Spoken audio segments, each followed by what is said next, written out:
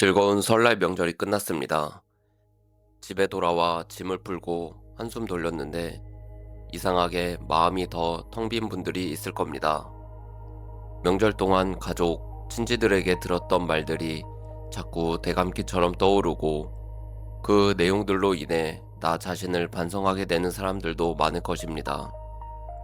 결혼은 언제 하냐? 취업은 했냐? 연봉은 얼마냐?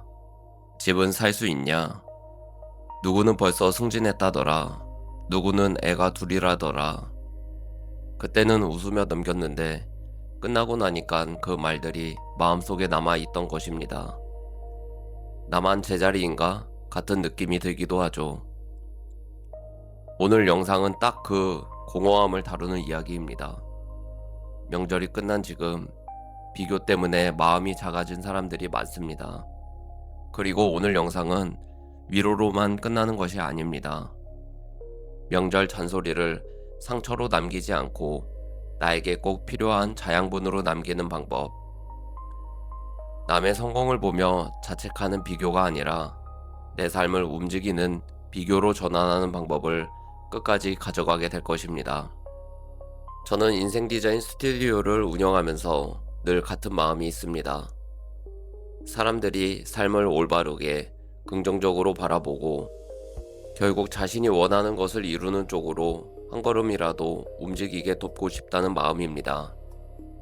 저는 어린 시절 화목하지 못한 환경에서 결핍을 많이 느꼈고 시골에서 자라 학업에 대한 필요성조차 인지하지 못하고 살아왔습니다. 내가 좋아하는 것이 무엇인지, 어떠한 삶이 행복한 것인지도 모른 채 열심히 성실하게만 살아왔습니다. 겉으로 보기엔 평범했지만 마음 한켠이 늘 공허했습니다. 성인이 되어서는 더욱 그러했습니다. 그러다 코로나 시기에 혼자 있는 시간이 길어졌고 그때 공허한 마음을 채우기 위해 책에 질문하기 시작했습니다. 매년 100권 넘게 책을 읽게 되었고 지금까지는 500권 넘게 책을 읽으면서 한 가지를 분명히 알게 되었습니다. 사람을 무너뜨리는 건 사건이 아니라 사건을 해석하는 방식이라는 사실입니다. 명절의 비교도 똑같습니다. 말 자체보다 그 말을 내가 어떻게 번역하느냐가 나를 흔들고 괴롭히고 때론 도움을 주기도 합니다. 명절이 끝난 뒤 공허함이 커지는 이유가 있습니다. 명절 기간엔 정신없이 이동하고 인사하고 웃고 밥 먹고 이야기 듣느라 시간 가는 줄 모릅니다. 그때는 감정이 밀려와도 잠깐 눌러두게 됩니다. 그런데 집에 돌아와 조용히 나와 대화를 나누다 보면 눌러둔 감정이 올라옵니다. 그때 비교가 시작되는 것입니다. 친척의 말이 내 머릿속에서 내 목소리로 바뀌는 순간입니다. 결혼은 언제 해가? 나는 왜 아직 이 모양이지로 변하고 연봉은 얼마야가? 나는 가치가 낮은 사람인가?로 변하게 됩니다. 이게 진짜로 사람을 아프게 합니다. 여기서 오늘 가장 중요한 기준 하나를 세워야 합니다. 명절에 들은 말은 평가가 아니라 나에게 필요한 자양분으로 분류해야 합니다. 평가로 분류하면 내 인생이 흔들리고 자양분으로 분류하면 내 마음을 살게 합니다. 그래서 첫 번째로 해야 할 일은 아주 단순합니다. 명절에 들었던 말들을 그냥 떠올리며 괴로워하지 말고 한번 정리해 보는 것입니다. 정리가 되지 않으면 감정이 뒤엉키지만 분류가 되면 관리가 가능해집니다. 방법은 어렵지 않습니다. 그 말을 이렇게 다시 붙여보는 것입니다. 저 말은 내 삶의 기준이 아니라 그 사람의 가진 기준일 뿐이다. 이렇게 한 번만 분류해도 말의 무게가 달라집니다. 상처가 되던 말이 그냥 배경소음처럼 느껴지기 시작합니다. 말이 약해지는 게 아니라 내가 그 말에 끌려가지 않게 되는 것입니다. 그 순간 마음이 조금 더 단단해지게 됩니다. 두 번째로 해야 할 일은 내가 왜 이렇게 공허한지 정확히 보는 것입니다. 공허함은 실패해서 오는 감정이 아니라 기준을 빼앗겼을 때 생기는 감정입니다. 명절 동안 우리는 계속 비교를 듣고 그 순간 내가 세워두었던 기준 대신 남의 기준이 슬쩍 들어와 자리를 차지합니다. 그러면 갑자기 내 삶이 초라해 보이고 내가 걸어온 길이 틀린 것처럼 느껴지죠. 그래서 공허해지는 것입니다. 그래서 해야 할 일은 하나입니다. 기준을 다시 내 자리로 가져오는 것입니다. 이 질문을 스스로에게 던져보면 됩니다. 나는 지금 남의 기준으로 나를 평가하고 있는가? 아니면 내 기준으로 나를 설계하고 있는가? 이 질문을 하는 순간 비교의 힘이 약해집니다. 비교가 문제인 게 아니라 기준이 없을 때 비교가 나를 흔드는 것입니다. 기준이 분명하면 비교는 상처가 아니라 참고 자료가 되기도 합니다. 마지막으로 이 이야기를 꼭 드리고 싶습니다. 만약 비교라는 개념이 세상에 없다면 우리는 훨씬 더 편안하게 살 수 있을지도 모릅니다. 남보다 뒤처졌는지 앞섰는지 따질 일도 없을 테니까 말이죠. 하지만 현실은 다릅니다. 우리는 끊임없이 비교합니다.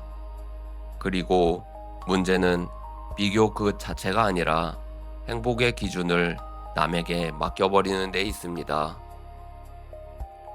그 순간부터 삶은 흔들리기 시작합니다. SNS를 열면 젊고 성공한 사람들의 이야기가 넘쳐납니다. 누군가는 그걸 보며 시기하고 누군가는 질투하며 스스로를 깎아내립니다. 그런데 저는 성공한 사람들을 보았을 때 다른 감정들이 올라옵니다. 그들을 보며 이상한 자신감이 생깁니다. 저 사람도 했는데 나라고 못할 이유가 있을까? 이 생각이 먼저 들어 동기부여가 되고 나에게 자양분이 됩니다. 그들의 성공은 나를 초라하게 만들기 위해 존재하는 게 아닙니다. 오히려 내가 무엇이 부족한지, 어디를 보완해야 하는지, 어떤 방향으로 가야 하는지를 알려주는 신호일지도 모릅니다. 결핍을 깨닫는 건 아픈 일이 아니고 그 결핍을 채울 방향을 아는 순간 그건 가능성이 됩니다. 성공한 사람을 보고 부러워하는 데서 멈추지 마시기 바랍니다. 좋겠다 라고 끝내면 비교는 나를 작게 만듭니다. 하지만 나도 할 수 있습니다 라고 바꾸는 순간 그 비교는 나를 움직이게 하는 힘이 됩니다. 그들도 처음부터 특별했던 것은 아닐 것입니다. 자기만의 기준을 세우고 그 기준에 맞는 하루를 꾸준히 반복했을 뿐입니다. 명절이 끝난 지금 마음이 조금 작아져 있다면 이렇게 말해보는 건 어떨까요? 나는 남의 기준에 흔들리는 사람이 아니라 내 기준을 세워가는 사람이다. 비교를 없애려고 애쓰지 말고 비교를 내 편으로 만들도록 노력해야 합니다. 남의 성공을 보며 스스로 깎아내리는 대신 저 길이 가능하다면 나에게도 길은 있다고 스스로 말해주면 좋겠습니다. 그들도 했으니 나도 할 수 있다. 그렇게 비교로부터 영감을 얻자. 그리고 오늘 하루 그 영감을 행동 하나로 옮긴다면 그 순간부터 공허함은 사라지고 다시 나의 삶이 움직이기 시작합니다. 오늘 영상의 한 줄 요약은 비교에 흔들리지 말고 비교를 나의 자양분으로 활용하자입니다.